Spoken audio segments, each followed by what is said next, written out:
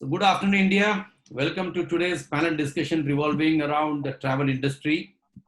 My name is Raju Okulkar and I am your moderator for the session. I am a travel agent by profession and run my agency under the name Destinations Travel and Vacation Planners in Nagpur. I am in this industry since last 14 years and look forward to many more exciting years in the same industry through all its thick and thin. Indian Thought Exchange is a platform established by Zero Gravity to initiate great discussions that build great solutions through a series of virtual panel discussion on topics of importance. Zero Gravity is a Nagpur-based social impact organization which operates under the aegis of Dr. Shrikant Jichkar Foundation. It's an organization that creates opportunities for young change makers to come together and use their genius on social good projects. Uh, Basically, what they do, they work in so many social fronts. Zero Gravity intervenes, it works in the field of space rehabilitations, quality education, health, employment, environment, and sustainable rural development. Currently working on transforming government schools through infrastructural interventions and transforming shelters for children, women, and aged into beautiful, comfortable home across the country they're doing. Post-pandemic, the world will be different place to live in, with numerous changes in lifestyle and business as well. The impact of the pandemic on the global tourism industry is accelerating rapidly. Therefore, the need for serious thinking and planning for the future. Today's panel discussion is on Travolution, changing trends of global travel and tourism. How will we travel when we travel again? I'm sure that this panel discussion will help those concerned address the forthcoming challenges due to COVID-19 with a better perspective. The COVID-19 pandemic brings travel to a standstill, causing massive job and revenue losses. Will there be a light at the end of the tunnel? How hard will the coronavirus hit the travel industry, etc., etc.? We shall probe into such topics and listen to what the esteemed panelists have to tell us today based on their years of experience. Today, on this Indian Thought Exchange program, we have amongst us Mr. Anil Parashar. Mr. Anil Parashar is the president and CEO of Interglobe Technology Quotient. Mr. Parashar has an extensive operational and financial experience in handling various aspects of business, including raising finances, capital restructuring, mergers and acquisitions, statutory compliances, investor relations, and long-term planning. He is a member of group's executive committee and sits on the board of several interglobe companies, including ITQ and Indigo. Credited with over 30 years of rich experience, including leadership positions at Swissair, Asbestos Cement Company, Mr. Parashar holds a professional degree in chartered accountancy as well. The next panelist is Mr. Ankush Nijavan. Ankush Nijavan is the managing director of Nijavan Group and a co-founder of TBO Group. He is a graduate from Bryant College, USA, with a major in marketing and psychology. Today, Ankush, with his strategic vision, is directing Nijavan Group and Travel Boutique Online to be a leader in the travel industry. TBO Group is the largest and leading B2B travel portal in India and emerging as a strong player globally, which works with almost 60,000 plus travel agents across India, Middle East, Africa, Latin America, Europe, China, Australasia, Asia Pacific, and with a turnover of 2 billion US dollars. Ankush is also part of various associations as an executive committee member such as CII, SCOL, POTOI, FICCI. Our next panelist is my dear friend Harmandeep Singh Anand. He is the managing director of Global Panorama Showcase Private Limited and also the managing director of Jackson's Travels Private Limited. Harmandeep is one of the very first engineering graduates from the London School of Polymer Technology. He hails from a family that has ventured into various businesses, including travel and tourism, having one of the oldest travel agencies in central India in operation since 1978. He has a great vision for the industry. Global Panorama Showcase, popularly known as GPS, which is a B2B multi-city travel and trade show, was started as a concept of educating and empowering the travel fraternity in the tier 2 and tier 3 cities. Through GPS, Harmandeep got the opportunity to share his experience and knowledge with the travel and tourism fraternity in, in numerous travel trade shows across the globe. Today, GPS has become a totally paperless event and a grand phenomenon with a following of over 20,000 professionals across India. Last but not the least, we have Mr. Jay Bhatia. Hi, Jay. He is the Vice President of Travel Agent Association of India and is also a director of Tulsidas Khimji Holidays Private Limited, a full-fledged travel agency based in Mumbai. He is the owner at Tulsidas Khimji Group, which is established in 1895, a family-owned business conglomerate providing services in the field of warehousing, travel and tourism, cotton, investment banking and ventures, telecommunications, distribution, and logistics. Jay represents TIE at Faith, that is Federation of Associations in Indian Tourism and Hospitality, and APJC India, that is the Airline Passenger Joint Council of IATA in India. Welcome, gentlemen. Thank you so much for sparing your valuable time for this discussion. I would assign each one of you 5 minutes to voice your views on changing trends of global travel and tourism. How will we travel? When will we travel post pandemic? The discussion would be followed by a small Q&A session based on the queries and worries of the viewers, which they have already sent to me, and I have shortlisted few of them. To start with, I would like to invite Mr. Anil Parashar, sir, to give his views on this situation. Mr. Anil Parashar.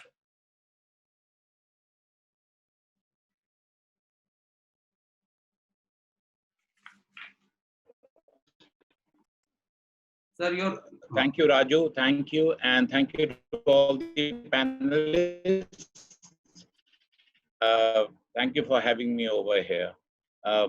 Let me start with the reality that the environment is different from what it was a few months back. What does that mean for us? We have an issue on security. We have an issue of safety. We have an issue of emotions. And then there is a real issue of running the very business. To not getting into the pandemic itself, because that has been discussed endlessly, is that the human desire for adventure will always drive him over any obstacle that may be thrown at him. And that time has proven repeatedly. But we have a situation today where one needs to be safe and one needs to ensure that your family is also secured when you travel. So I feel the comeback will be strong. I feel that it will be in a phased manner. When I say it will be first probably the domestic market, where the domestic tourism called Aas-Paas tourism will pick up, followed by the near to India region, which is 4 to 6 hours of flying. And thereafter it will go beyond, which is the Europe and Americas and far away. The regulations will undergo some change, both in terms of flying as well as in terms of restrictions and requirements of the countries you visit. As you will notice that currently a small window is open for domestic operations. Around 25% of domestic operations are taking place within India, and every state has its own regulations. So it's a dynamic world, but it's a positive go forward. I would like to believe where some people feel that there could be a comeback of pandemic in the fall and all of it. I believe that the worst is behind us.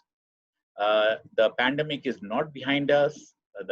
The disease is widespread, and disease is bringing everybody down. But again, the business will move on and the tourism will move on, just as we are seeing some signs in different parts of the world. And day by day, you are seeing both uptake on the people's movement as well as the opening up of new sectors every day. So I continue to be upbeat. We have had a bad time. It will take uh, some element of period to recover, but it will keep getting better from here. And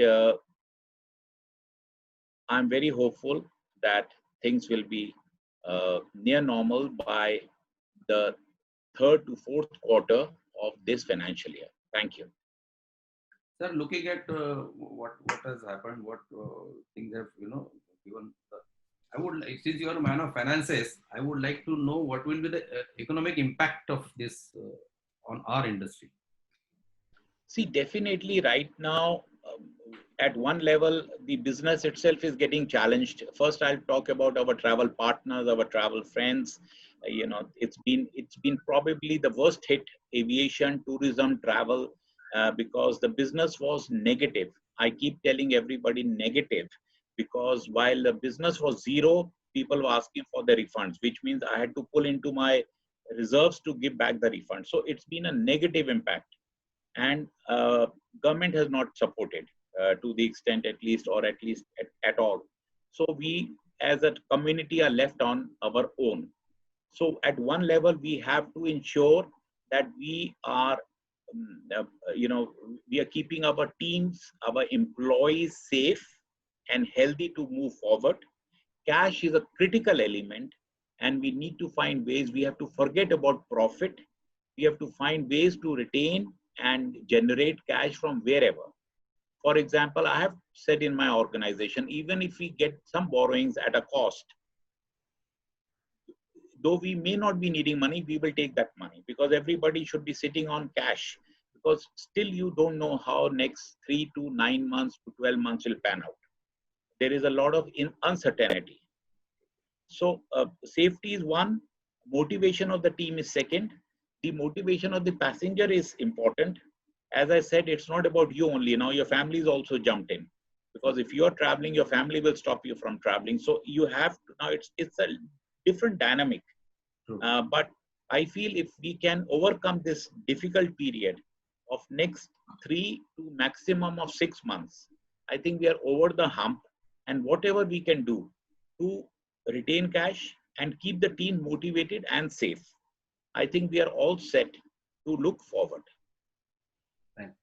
I would like Mr. Ankush Nijavan to say something on this situation. Sure. Thanks, Raju, and thanks Zero Gravity to be inviting me here.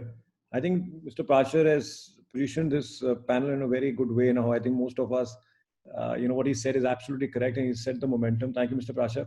So I think security is what I think at the airport is definitely there, but I think the way the airlines are handling for the last couple of weeks since the sky opened, I think it's not that bad. If you ask the passengers, I have a couple of friends of mine who travel, it's life is normal. The only thing is you have to be a little kind of wearing that mask.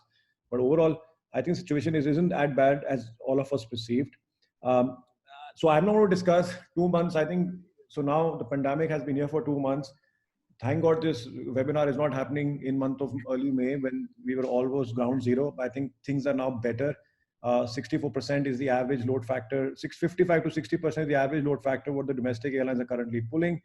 I have seen a great start, Raju, since 2 weeks since the ministry announced the flights. I mean, we are as a company performing much more than what we expected. This shows there is desperate travel. I can guarantee 99% of the people on board are definitely traveling for desperate travel. But I think the word of mouth will get spread by them that it is not as bad as people are perceiving. Ki aircraft mein pata nahi kya hoga, hame aise bandh denge, hamare ko aise tang denge. I think it's going to be a normal flying norm for 2020. The next phase is definitely going to be the road trips, as Mr. Prashar said. I have friends of mine who want to visit Shimla in June. There are friends of mine who are visiting Lonavala, just for Jay's knowledge. The bookings have been received, believe me or not, when I say this. It's not that I'm selling myself right now, I'm selling the industry, because I represent almost 30 lakhs of intermediaries in India who today are airline operators, guides, travel agents, etc., etc. So the positivity is there. People are really, really not thinking about it, but there's a big fear factor. There is no doubt about it.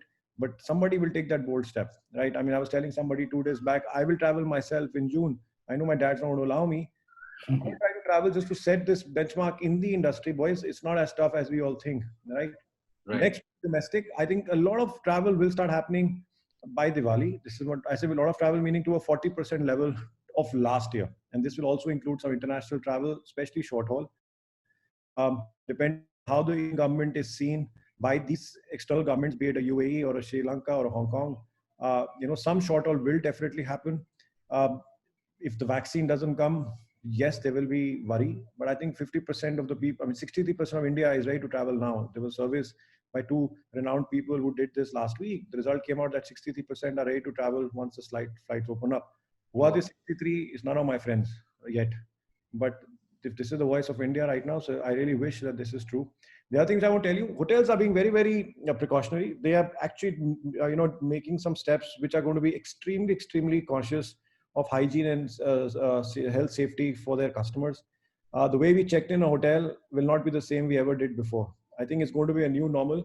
So 26/11, when the unfortunate attacks happened in Mumbai, everybody now goes through a car check, a body, whenever and it's part of our lives. I think checking into hotel, at least for short and medium term, there'll be no reception, in my opinion. You'll be straight put to your room. There'll be keyless entry. Your buffets are not going to be there. There's not going to be people hanging in the lobby. I think everybody will be tied to their room. Even your food, even housekeeping will be done as per your choice. It's not that every afternoon they'll come and clean your bed.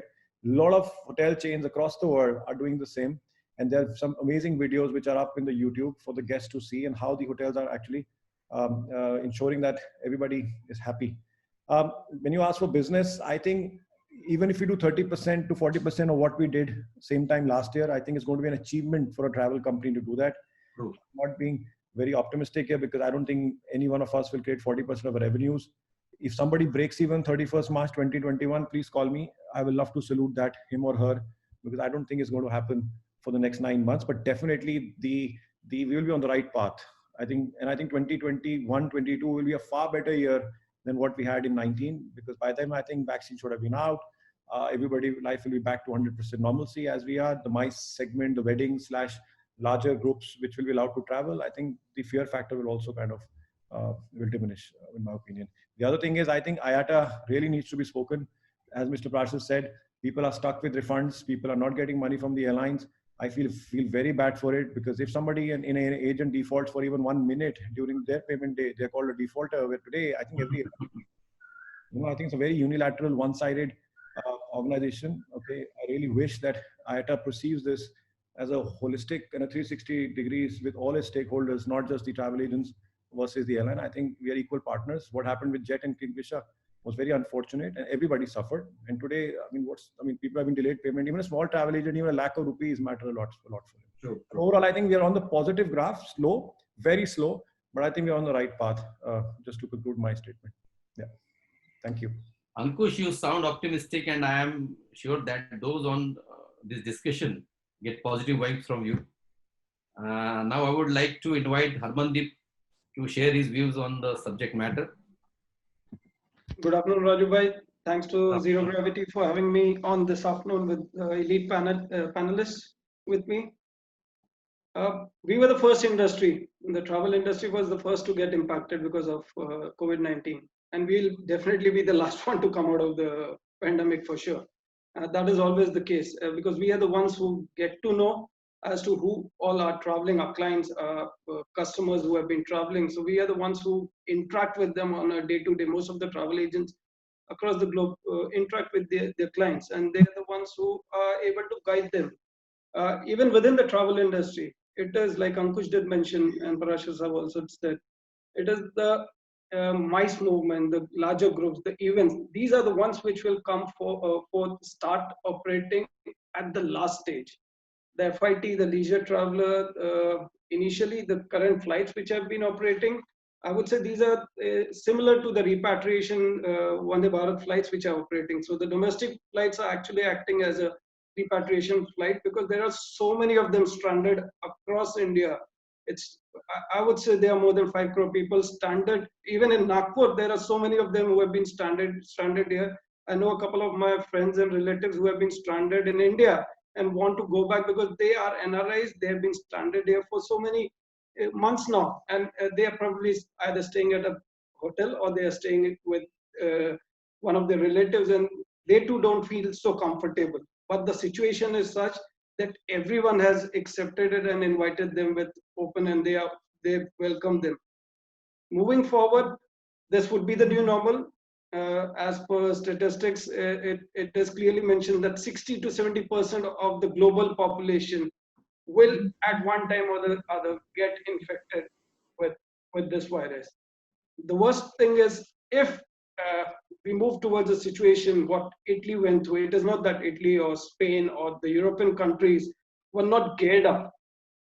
It was a collapse. It was not a failure on the part of the medical. They among the top. But it is if at a given time there are too many cases to handle. Are we prepared for that? So India, what the Indian government did was for the last 2 months, probably they have prepared themselves. So when we start opening up now, it is for the people to take those precautionary measures. It is for us.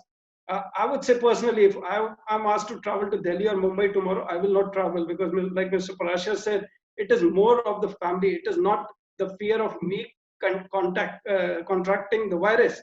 It is me carrying that virus and bringing it back to my family. I've got children in my family, I've got elders in my family. The elders are more vulnerable. So these are the things one has to take into, they have to be very clear and definitely we have to nurture a new breed of millennial travels. It has to become a part of the curriculum now. People need to educate because we have had the pandemics every 100 years. This has happened when we are all well educated. Most of the globe is well educated, but this was never taken so seriously. That yes, these are the precautions. Social distancing, even today, if you look at people, I was looking at one of the pictures which got circulated the other day. Within the flight, we still have that habit. The moment the aircraft lands, we want to stand up and start taking out our baggage. True. We have to understand that we have to stay calm. The airlines has the job to bring out people. Airport Authority of India, the railways, the airlines, the hotels, they are all putting the best foot forward to make everything more suitable for all of us. But we as individuals have to take the right decision. We have to be more cooperative. We have to be more understanding. We can't have that attitude कि मेरे को नहीं हो सकता, 2 महीने से तो मुझे नहीं हुआ तो मेरे को नहीं हो सकता. Unless you take those precautions, आपको बिल्कुल हो सकता है. We have seen so many of the cases globally.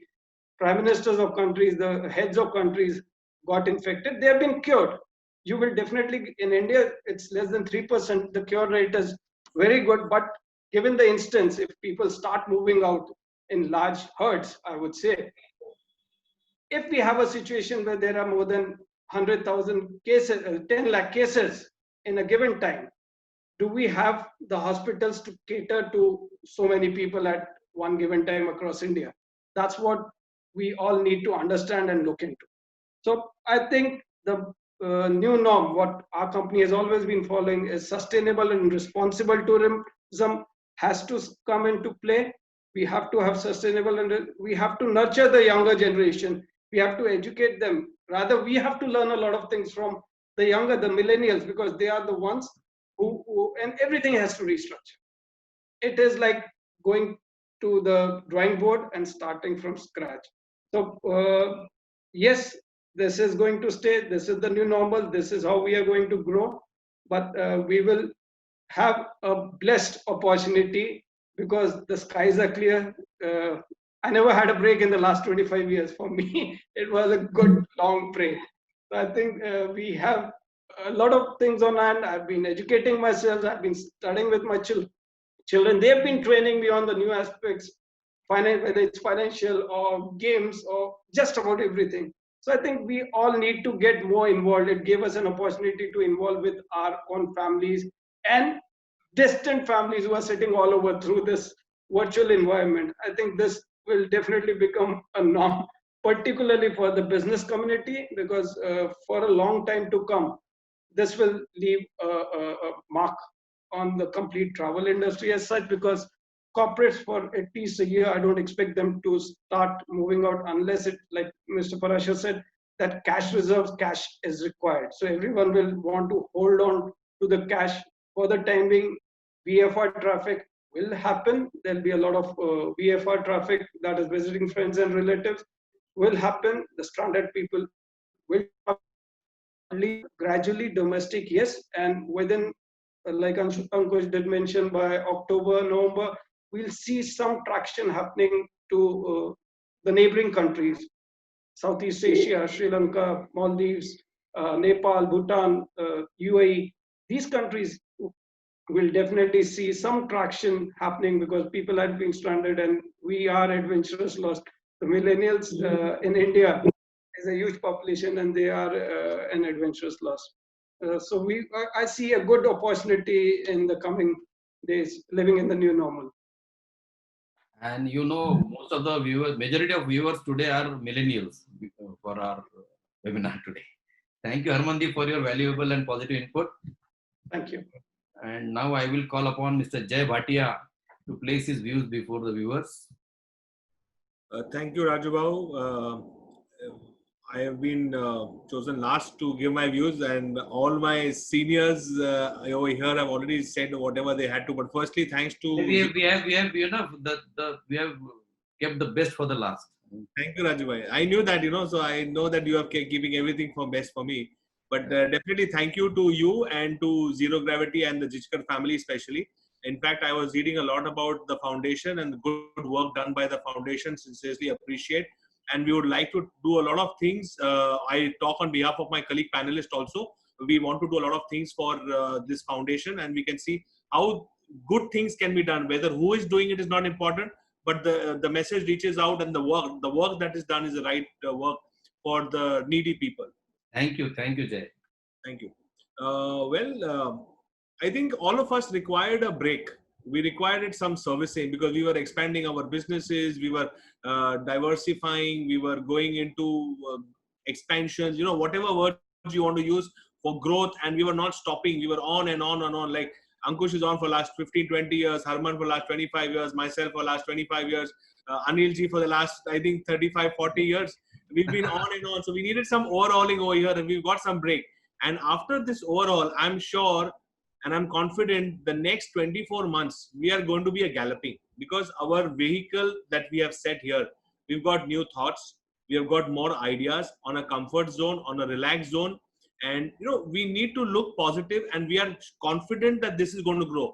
Yes, now it's going to be more systematic. We had 10 people in our offices who were working and making packages or issuing tickets. Now it's going to be more systemized. We'll have more flow, a proper SOP and SAP through SAP will be lined up in place. Even large organizations, they've been trying to do that, but now is the time when even a small shopkeeper or even a travel agent, they'll start forming certain practices, certain norms, and follow step by step by educating the client on the destination, on the health importance, on what are the facilities available in terms of health, what happens, because nobody till now bothered, if I fall sick in an X country or an X destination, how am I going to be taken care of? But the first question that has been started asking to us travel agents is already started.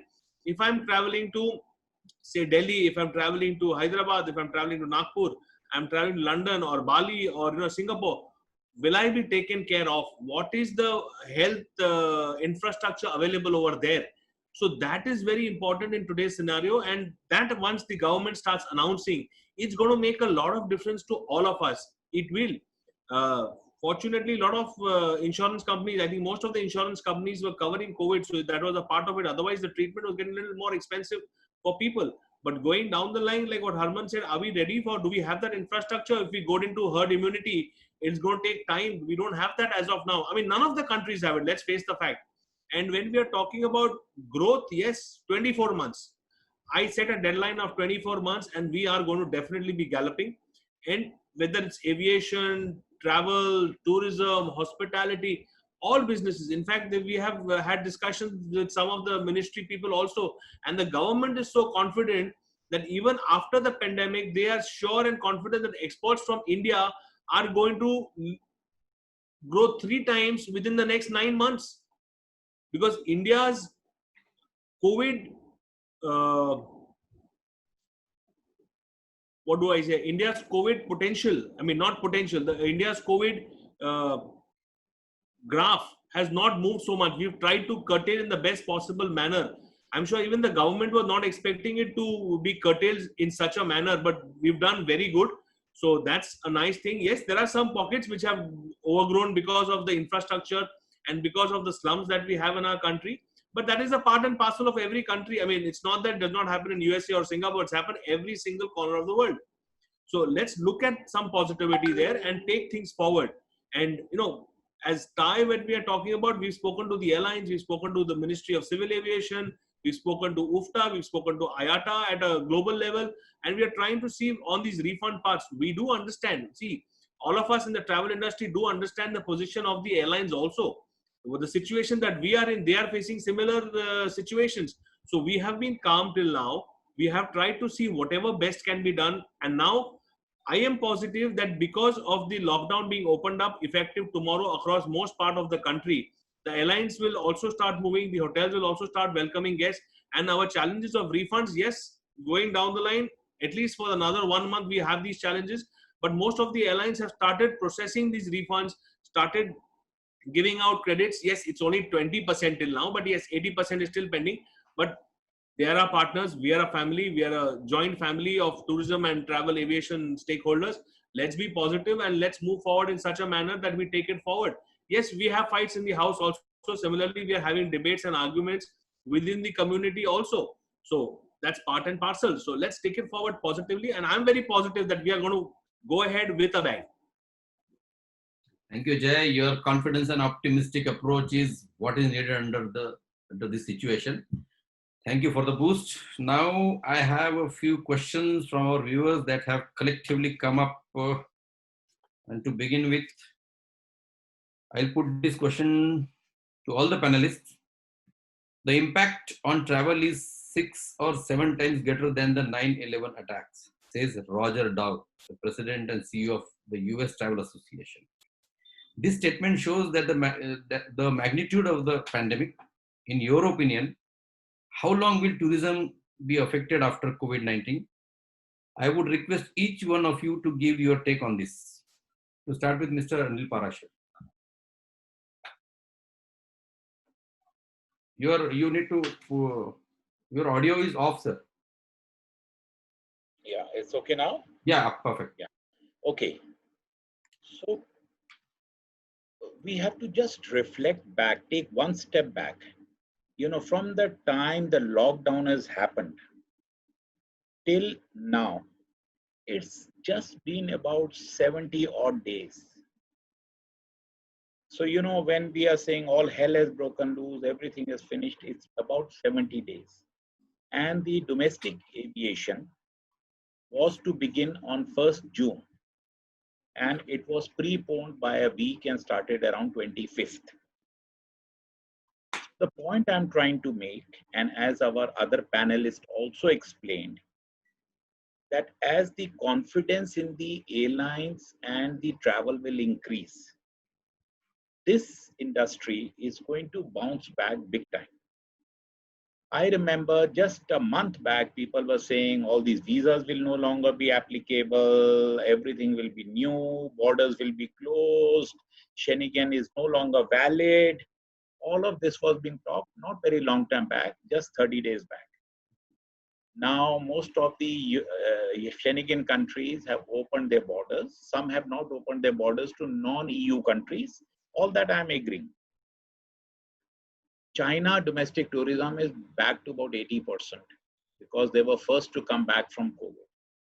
So like I said earlier, that in the protocol that is being set up in the new standard operating procedure that we all have talked about in terms of security and safety and all of it, till we get a proper vaccine and a cure, the rebound is going to be much faster, and while we compare to 9/11, there are two different scenarios. That was a scenario which hit American business more and had impact, spiraling effect on everybody. This is a challenge which has left no one untouched across the board. First time, we have had SARS and we have had so many challenges, Ebola, and we have all heard those names in our business, but they were restricted. This time there is no restriction. So all I'm trying to say is that because we are having a issue and there is a lot of fear and pessimism, but the bounce back is going to be quick, and it may be any number of times of 9/11. I do not have the data, so I will not attempt to answer that specific statement, but I think the bounce back has already started happening, and day by day flights are increasing and they'll continue to increase. Thank you. Your take on this, Ankush? So I will answer this question in two parts, Raju. Yeah. I think if you see from a global standpoint of view, if I put the world together, I think the normalcy to 100% business where we were today will be by 2022. But if I take India out of it, I think our recovery would be far faster. Reasons why: I think India is going to be seen as a very important player in outbound travel market versus a lot. I think, I don't want to say this, but an anti-China segment, whatever it might be, anti-China sentiment, I think India will definitely take an advantage of that, because a lot of boundaries and source markets will start looking at India as a very, very important market. There will be new emergence India, I would say. If you see 30 million versus 10 million, 30 million outbound, 10 million domestic and inbound, I think you will see the growth happening on the 10 million as well. Companies, a lot of us who never focused on inbound or domestic will start focusing. You will see a lot of travel companies will also, look at this segment very, very seriously. PM Modi, 2019 at the Red Fort said every Indian should visit, I think, 5 or 10 destinations. Five times. I think his dream is going to come true much faster than he's said, because I think the next 6 months you will see people will travel domestically with their families by road or air. Personally, if you ask me, I think air is the safest way of travel, more than a train or a bus, until you are doing a private transfer. And I think there'll be a lot of revenge travel. It's like, आपको कुछ चीज मिलती नहीं 2 महीने आप उसके लिए पागल हो रहे होते हो. I feel that this is going to happen, especially now I'm talking to a millennial audience who for them travel is not a holiday. I mean, for them it is life, right? I think they're much more exploratory than what my father was, probably what I am today, right? Not that I'm very old, but if I talk to a 25-year-old India, which is a little more than 60% in urban India or middle class and above, I think revenge travel will be immense. कि जाना ही जाना है boss मेरे को. पैसे होंगे नहीं होंगे पता नहीं, लिक्विडिटी कितनी खराब होगी पता नहीं, इकोनॉमी का क्या होगा, but बंदा छुट्टी पे जरूर जाएगा. So I think India will bounce much faster. And if suppose the vaccine is now announced tomorrow, I think the world, there will be no webinars of these sorts. Everybody will be talking कि धंधा आ गया, किसी का time नहीं है बात करने का. I think India will bounce far faster than global. I think global by 2022 is when everybody will be back to normal. Yeah. I totally agree with you, Ankush. And now I would like Jay to have your view. Bypass Harman. So anyway, thank you so much. The difference between 9/11 that we see or any other pandemic or the small things that we have and vis-a-vis this COVID that we are looking at, I think there's a difference. Many of us did not experience 9/11. We heard the stories, we heard media, we heard stories, we heard what is happening, and security levels were changed. So it did not really impact onto us. But now all of us have seen it in our surroundings, our immediate surroundings. We know people. There is not one person, sitting on this panel or on this webinar that we have who does not know at least 10 people who have contracted COVID, or the people are getting educated more and more about this. So there is a difference. This is a personal life change that we are looking at. There was a security change that happened during 9/11, and thereafter the airlines and things started changing in. But in this situation, there is a lifestyle change definitely. I think we are going back in terms of our culture, the Indian culture, wherein you're supposed to wash your hands regularly. You have to keep your clothes out, I mean, your shoes outside the house and all. I mean, in today's scenario, even I would carry my shoes to my bedroom and, this is just lying next to my bed. But in the earlier days, we were not even allowed. I remember as a child, I was not allowed to do that. So, we are coming back to our actual trends and customs. So this is what was required. And I think this is a slap on our face. And that's why we have been told to come back and just realize that you are what you have to be. We need to maintain some discipline. So this is going to be more disciplined lifestyle that we're going to carry forward for the future, rather than, getting scared. I think it's more disciplinary. That's what is my suggestion and feeling towards this. Yes, you are right. We are going back to basics. Jay? Not basics. We're going back to our original customs, which are derived from our grunts or our Ayurveda and everything of that sort. Our prehistoric situation, but not basics definitely, because The tradition. I mean, the traditional things which we have learned in our childhood. That's what I mean. Jay has put forth his views vehemently, and thank you, Jay. Now, Harmandeep. Basically, 9/11 was very region specific, as Mr. Parashar mentioned. And 20 years back, India did not have such a huge outbound happening at that time. It was building up towards an outbound travel. We were more of a domestic traveler. If I go put myself back when I was growing up, it was all about taking a short break, driving down 4 hours from where we are, or taking a drive all the way up to Delhi as well from Nagpur. So those are the type of holidays that probably will come back. The millennials then see, they grew up in an era where there was a lot of flights available, there was a lot of supply available in terms of properties and destinations for them to choose from. The internet era brought in a lot of changes. It brought the complete globe in your hands. You could check in, you can do just about everything using the technology that is at hand. The one thing, if we need to move forward in the coming days, and the aviation and the hotel industry, if they need to take a leap forward, and definitely it will be impacted for a much longer time, what they need is to boost the travel confidence. So they should come up with a solution called a travel with confidence for every end user, the consumer. The travel agent now will play a much bigger role, because when you contact a travel agent, he is the professional who will be able to guide you that yes, these are the corrective actions which have been taken. You just can't book a hotel and go and stay what you're seeing on the website. Okay, this is a 4-star rated by TripAdvisor. All the advisors which are there rated anywhere on the globe right now goes to zero. Right. We as an industry go back to zero. My 25 years of experience has put me back 25 years, but I'll be able to do a lot of corrections because I know what are the errors I've created over the last 25 years. So it will not take me 25 years to get where I am. It will take me maybe about 2 to 3 years and improvise and improve on whatever errors that I've done.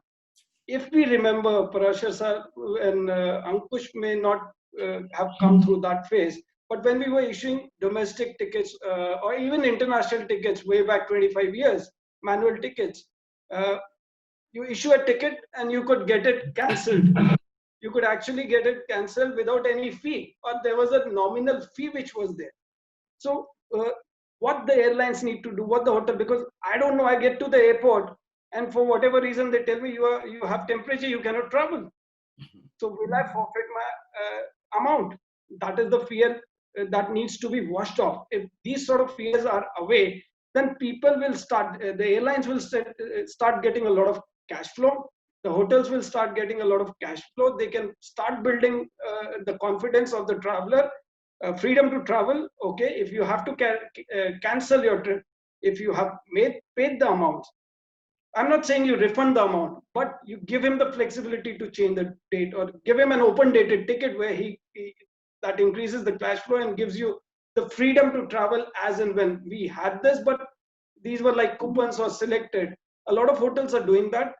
But first, each and every travel professional needs to get to that level. They need to educate themselves. They need to understand okay, these are the properties, these are the destinations, these are the hygienic corrections which have been brought in by these properties and these airlines. And we need to educate the consumer before they leave. There's a lot of education and a lot of information that needs to put in. It is the millennial may say, I don't fear, I can travel anywhere. Good. We want them to travel. As a business, as an industry, we want people to travel. But the corrective action needs to be taken. They need to understand what precautions are to be taken, because you can't just queue up everywhere, or you can't, because you don't know who is a carrier, whether it's asymptomatic or asymptomatic. What maximum number of times whenever I've got a flu, it has been at the airports, because you go into a washroom and you don't know who has used the washroom before you. So all those cleanliness and hygienic corrections have to be brought in. The confidence into a traveler has to be built in. And like Ankush said, the confidence will build when people start traveling. They tell their colleagues everything was perfectly fine, as long as you don't become a carrier, as long as you don't get infected. The moment one person gets infected, he'll definitely 10 others. Like Jay said, that each one of us knows 10 other people who have been infected and who have recovered. But there are a select few who have not recovered, and there are many other reasons for that, for them not recovering. So the correction needs to be brought in. The education has to percolate down to the lowest possible, to everyone in the country. And everyone needs to take. That's why I said that this needs to become a part of the curriculum. The schools, before even they start the curriculum, whether it's virtual or at the schools, this is what they should start educating the students, the young generation, because for next generation, they will know that this was an error. Like I know for the last 25 years what corrections are to be made. So when the next generation grows up, they know that these are the corrective actions that need to be taken. The environment, the sustainability has to be there. Now is the time to not do away with plastic, but rethink about all those aspects. True. Sustainable and responsible Very environment. Very true. Thank you, Harmandeep. There is a question specifically for Mr. Ankush. The question is asked by Mr. Arvind Dhar. I think he is from South Africa. Hi Ankush, what is your view on groups that can use charter flights? Will the MICE happen earlier than what everyone is projecting in such instances? So, so I think good question. Yes and no, I would say, because if you do charters, you need money, and I don't see companies going to be spending a lot of money on charters, keeping in mind the situation, because I don't think anybody's P&L is going to be up to a 50% level, be it any industry, at least for the next for this physical. Definitely, MICE will pick up. I think short term it will be India, right? Until there's going to be a size restriction that you can't have more than 50 people, then obviously it will trickle down to a destination which is far closer and cheaper. But I think charters, I don't think it's going to happen for MICE, at least for this year. But I see MICE picking up definitely Q1 2021 calendar year. Thank you.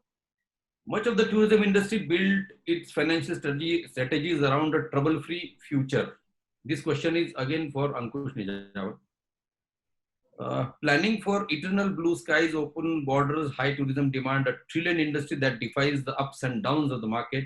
Can you throw some light on how to cope up with the losses that the travel startups might be facing? I think we have to reduce the cash burn. That's the only answer. I think work from home is a norm. Real estate costs should definitely be looked at as the first thing in your P&L. Second is manpower. I mean, if you are 20 people working in your company and you can work the same in 10. And I think technology is going to be a very big driver for getting operating leverages, because I think profitability with lesser people, more business, or whatever business you have. But I think cash burn is the most important. But I can tell you one thing now on the positive side. If you survive this next 6 months, raising money and capital would be far easier than what it used to be. Because today many will sink, right? So obviously the pool of great companies will be lesser. And I think the opportunity for companies like myself or some other great venture capitalists will be immense for raising capital in 2021. Imagine if you had raised capital 2 months back, imagine the shit you I know. So if somebody hasn't raised money this year, take it as a blessing, right? In my opinion. Taking a snapshot of tourism losses is difficult as the data changes as quickly as the virus spreads. So this question is specifically for Mr. Anil Parashar.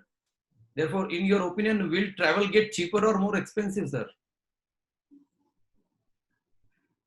Mr. Parashar, your mic, your audio is. Sorry, I'm just Yeah. trying to not disturb the group, so I put it on Yeah. mute. Yes. So the way business is going to be, as we have just heard in the last 45-50 minutes, that there'll be millennials, there'll be less of corporate travel, there'll be more of adventure, which means by the very definition that they will be driven by a low fare. True. The low fare will drive this business, but on the other side, the high loads will compensate for it. And the good thing that's happening in the aviation industry now, specifically I'm talking about airlines, is that the fuel that was in March is less than 50% as on date. It was about 65,000 kiloliter per 60 to 65,000 rupee per kiloliter, and today it is less than 30,000, just gone up a little bit in the recent week. So the lower fuel cost and the higher volume of a low fare paying passenger will take up the yields for the airlines, and that is good news. Actually, the very definition of low cost, if I was to take, is based on this premise that you'll have low fare and high volume. But somewhere, because of lack of capacity, and I'm talking specifically of India, because of the low supply of aircrafts, there is that possibility does not exist where the fare should be. I always say, if you want to be a successful airline, you should give the ability of a family to sit on a Friday or a Thursday and say that let's go to, say, from a Delhi-based family to go to Goa and come back in 50,000, a family of 4. If you can do that only, then you will have full loads of planes. And that will only happen if your ticket is 5,000 to 6,000 rupees per ticket, 10,000 rupee room, 2 nights of room, ticket 40,000-50,000, you have had a holiday as a family. So the go forward will be lower fare, higher volume with the low fuel cost. Airlines will make a lot of money. Passenger will be happy because he's the adventurous, not like me who's always worried about COVID. They don't care. And, COVID runs away from them. And the planes should be full. And, hopefully the vaccine, every passing day, we get closer to the day when we'll have a vaccine and a cure. Oh, thank you. That means you are hinting at cheaper airfares. Can I add to what Ankush wants to say something. Can I add to what Anil said? I think what exactly I said, the same thing what Sir said on the airline. On the hotel side, I can tell you 2 things which I've been observing. Right. The budget traveler will enjoy better hotels in the same price for the next few months because the demand is not going to be there. Hotels will be more than happy to drop their prices. Even a 4-star will probably go to a 3-star price, and a 5-star will probably go to a 3.5 because the occupancy is going to be far lower. So I think for $100, the hotel which you were staying, you will be probably staying in an absolutely luxurious 5-star. On the other side, there are passengers who are ultra luxury, will pay an extra $100 to ensure that they get that extra safety in their hotel room. So I think the opportunity is going to be, so I think the worry of fares being increased or hotel prices being increased, I think is not going to be there. I think the airlines will have great load factors making money, and I think the hotels will also have occupancy, but at a lower ARR. But definitely the customer and the traveler will enjoy that for at least this year, in my opinion. So even if you check today, the fares are as low as 2,500 rupees. That's a low fare, and hotels are definitely deep discounting right now, like Ankush mentioned. They have to. If they have to get back, that's exactly what my take was earlier. That you have to build that travel with confidence into the consumer. Then there's a good opportunity. People can travel at a much subsidized cost. If I go back and look at the Europeans, the way they were traveling, there are packages that they used to sell a 14-day package for 350 pounds, 400 pounds, which is about 40,000 rupees for 2 weeks, including your flights, your meals, your accommodation. So probably that's an opportunity now to bundle things at a highly subsidized and reasonable cost. And this is where players like Ankush would definitely come in. to subsidize. I've had friends who were selling Europe from UAE, a bundled offer for about 55, 60,000. So that is what people would be looking up. Borders will open up, countries will open up gradually. They'll have rules in place, but you will have to educate the consumer and what precautions they need to take without getting into the quarantine. So this is the positive side of COVID-19, I think. Yes. We get to travel cheaper. Yes. So does the government have a bailout ready for the industry which can come on the heels, providing all kinds of possible assistance like increased unemployment insurance, paid leave and free testing for the virus, etc.? So this question is for Mr. Jay Bhatia. What is TIE doing for its members vis-a-vis negotiations with government or airlines or things like that? Raju, is that your question? Yes. No. Well, we have been working with the government and very aggressively. Yeah. And unfortunately, as our sector, where we call the travel and tourism sector, and not yet an industry, which we have been fighting, very aggressively we are trying to work on that. The government has listened to us. They have taken forward our suggestions. Unfortunately, it has not come out, but it has come out in a manner through MSME. So at TIE, we are now going to tell our members and talk more about MSME. The government has come out for the small and medium enterprises, the micro enterprises, on certain moratoriums, I would say, and not waivers. We've asked for waivers. And in our communication to the finance minister, to the prime minister, we've been very vocal about this. Yet the travel trade basically does not need charity. I'm being very harsh when we were using these words. We do not need charity. We need hand-holding. We need some kind of assistance only for an interim period. And as TIE, on behalf of our members, we assured the government the minute we recover, we will ensure that we are filling up the coffers back to the government. So as TIE, we worked very hard. The government listened to us. They have taken our feedback.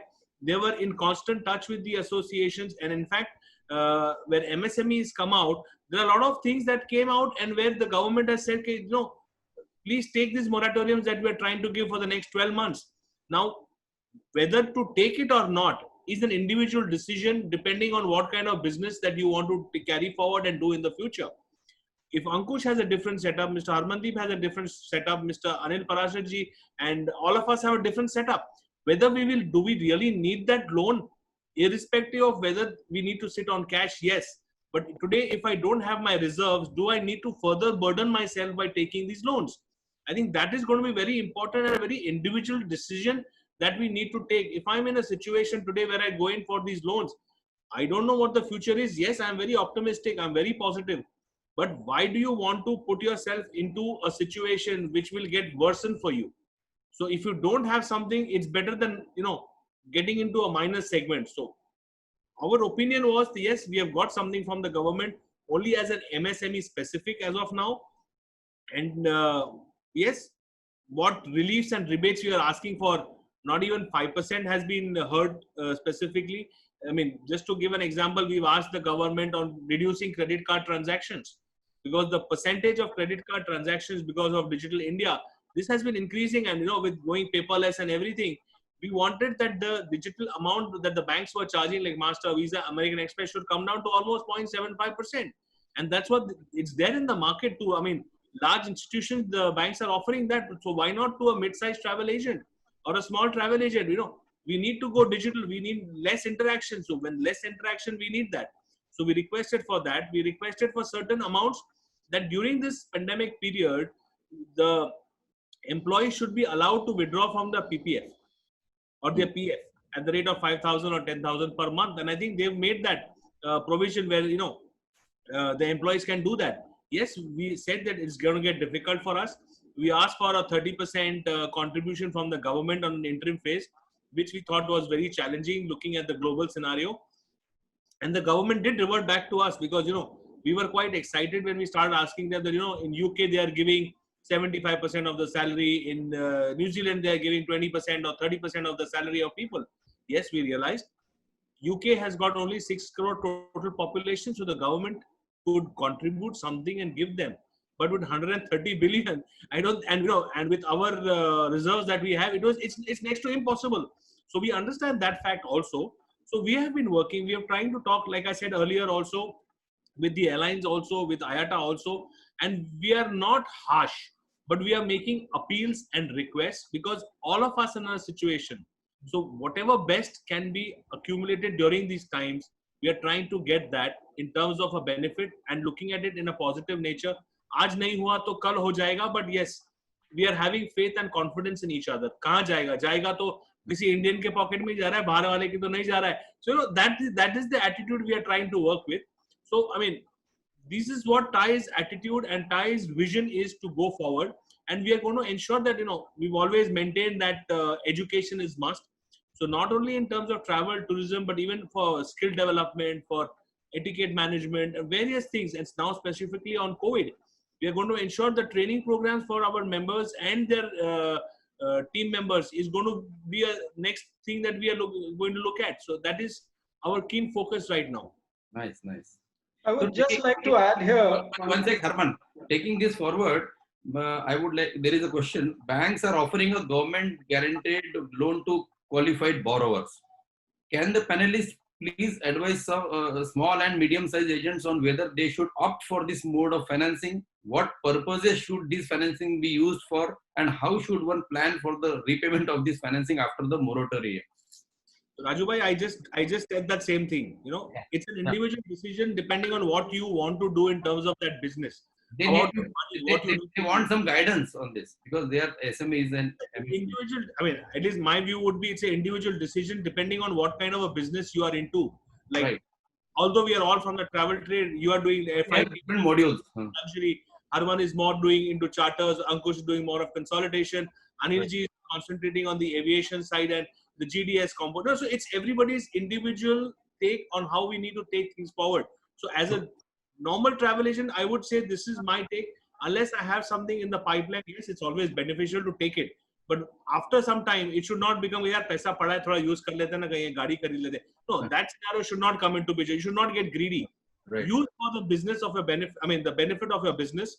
Yes, it's a calculated risk. If you want to invest in something better, use as a calculated risk. Right. That's fair enough. But if the money is lying idle with you, don't travel with that money at least. Right. On loan money, don't travel. That is, I mean, going conservative. But that's my opinion on that. I want something to add. I would come into this. Jay correctly mentioned that each and every travel agent who is in the industry needs to register for MSME. That's a must now because there are too many benefits. The moratorium that you are talking about, the extra loan of 20% that you are talking about is based on your outstanding overdraft limit or limits as on 29th of February by most banks. The rate of interest is much lower. It could be as low as 7% because I've been going through this, and this is a good opportunity to avail of those loans. I want, if you already have your limits that you are currently using, it's a term loan. It's not an overdraft facility that you'll get from the bank, but it's a term loan. So you will have to take a conscious call whether you want to use the moratorium period and take the term loan or just take the term loan. That is a financial call that one will need to take.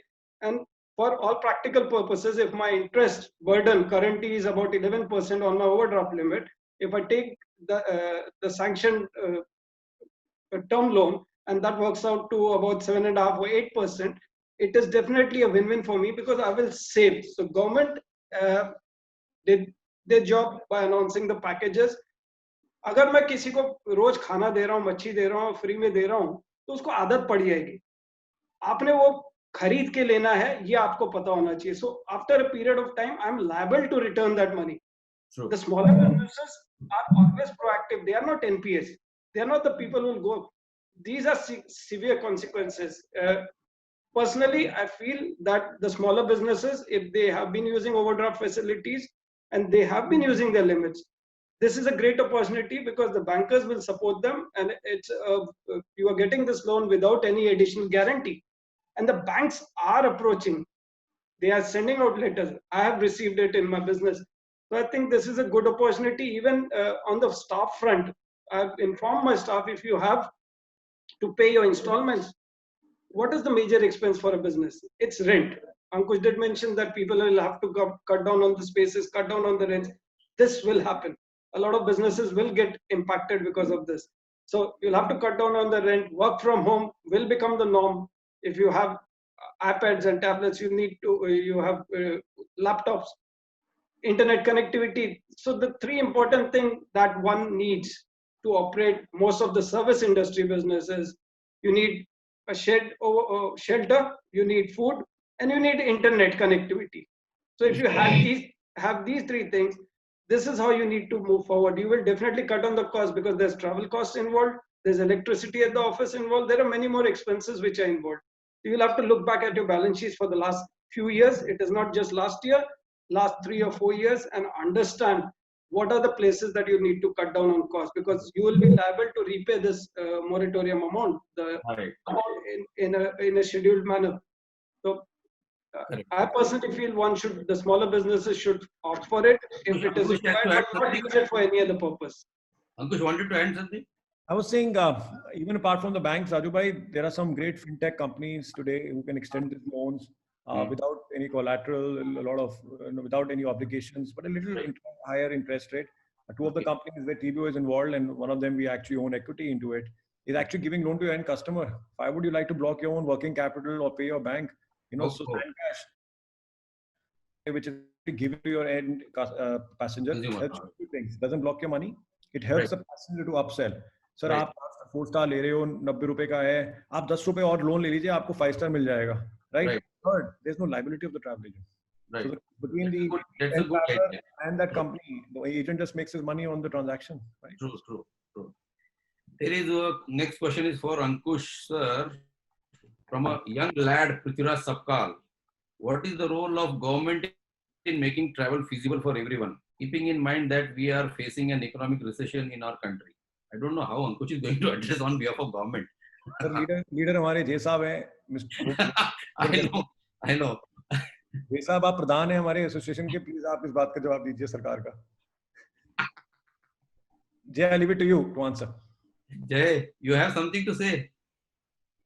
I need to just get that question again because sorry, I was just diverted to something. The question is, what is the role of government in making travel feasible for everyone, keeping in mind that we are facing an economic recession in our country? Everything government only has to, then what are we going to do? So I would transfer my question to Anil Saab. Oh, this is like passing the parcel. Everybody's Anil Saab has already answered that question. He said he has already hinted that airlines are going to reduce the airfare. So like I said, sustainability, safety, security, that's more important, and that's what the SOPs coming out from the government are fair, and they are doing in consultation with the trade. So I am a party to it because at Faith also we were having discussions. So where the hotel and tourism, everybody is involved over here. So specifically in India, the government is looking at following a proper SOP, and it's an advantage to everybody. Yes, there are glitches to it, but we need to, as we go and as we learn, we need to change certain things. And I think it's experience that will make everybody more mature. So I think that's what we are looking at. Yeah. I personally feel, Raju bhai, that the government should step in and give a tax holiday in terms of income tax for the next couple of years or 3 years. That is the way you put a lot of money in the hands of the end user, the consumer. And Parashar sir did mention the cost of fuel is 30,000 for a kiloliter, whatever he mentioned. So if the government can somehow retain that cost, it makes travel cheaper. Similarly, on the hotel fronts, if the taxation level is lower, it becomes more cost competitive. So that is how you put in more. You have to put in more money into the hand of the consumer so that they can spend, but at the same time, keep the cost lower. If we have to rebuild the travel industry, you have to keep the cost low. Sure. Next Even question. in terms of GST, Harman, we have appealed to the government to give a GST holiday, and in certain places the GST, interstate GST needs to be permitted so that the benefit that the agent can pass on to the consumer, because for hotels specifically for interstate, now that is going to domestic travel, that is very important. So in that scenario, if the interstate GST is allowed to be taken as a full credit, that is going to impact a lot, and that will give an advantage. I mean, the prices will come down automatically towards that travel in terms of packages and hotels specifically. True. The next question is for Harmandeep again. What is the future of travel trade exhibitions post-pandemic? You have always advocated e-platforms. Have you evolved any format? And that's a good question. Yes, we have. We have been a digital format since 2016. We were a paperless format. We saved almost 50,000 tons of paper. So by 2022, we were actually planning to come up with a virtual format. In 2018, due to a situation in Kochi, we did try out a virtual event because a lot of our exhibitors were not able to come down for the event, but the buyers were there. So what we do, we created a virtual platform where sitting at the office, they were able to meet up with the clients. So now what we are doing this year is switching it forward. Somewhere in the month of August or September, we plan to do a virtual event. It will not be as good as a physical event being present there, but you, in an environment where you can have a one-on-one, you will have a privacy. Like if we want to discuss something on a Zoom or any other medium. I was just going through another medium today, Namaste, something to do with India. They have come up. So Indian organizations are also coming up with certain tools. So we will create a platform whereby you can have the webinars in a closed environment, educating and empowering the travel fraternity. That is how we will move forward. 2020, we definitely are not having any physical events because everything has to come into play as to what precautions, how the event exhibition sees almost 1,500 people at each of our events. The restriction now is less than 50 people. Right. So it will be a big challenge. So how it goes, how it opens up, it is not only for our event or exhibition, it is for any other industry. Even for weddings, there would be a restriction. On one front, there's a lot of saving for the bride and the groom. On the other front, yes, they'll probably spend more on less number of people. That could be the way forward. They will probably invite the much closer couture rather than just about everyone for the larger events. I think they utilize the money more for travel to the advantage of the travel organizations here. Definitely. Next question is for Ankush again. Going forward, how do you think would small travel agents use the digital space? I think they will. I think the fraternity is very well versed. I think in the last 15 years of running TBO, I think every agent today is very tech savvy. As a matter of fact, they actually teach us, we want this, we want this. I think the use will only increase from where it is today.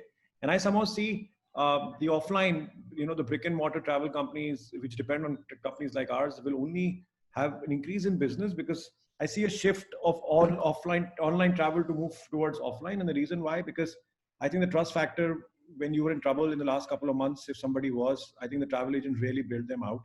There'll be so much paperwork and documents, to apply for a visa, etc., etc. I think the holding hands will be much more required than they were ever used to in the last 5 years. So I think business will bounce back to the offline travel agents, and companies like TBO will only work for you and make sure that we keep building our tech as per your requirements and your customers to ensure that you're a winner in front of your customer. We will support the travel agents as far as technology is concerned. Well, I can tell you one thing, we are rolling out a lot of things in the next few weeks. You will hear. Wow. कोई काम नहीं किया, सिर्फ tech बनाया हमने.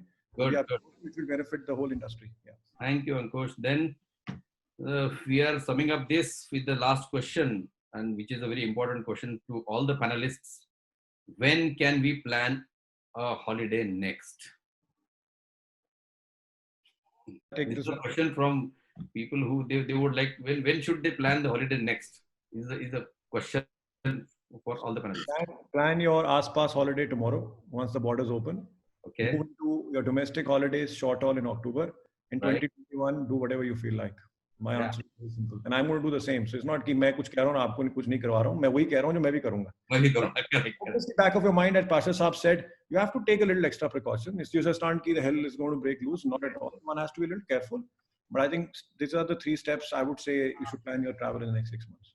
Well said, Ankush. I would like to second Ankush on the same. Exactly ditto. There's nothing different. Yeah, pretty much the same. I have already said, the confidence has to build up slowly. And as the airports open and as the vaccine is around the corner, I think it'll get going quickly, whether it's of August or September or October. I think it'll happen. It'll happen. Raju bhai? Yeah. Sir, are you finished? Can I come in? Anil sir? Yeah, I'm finished.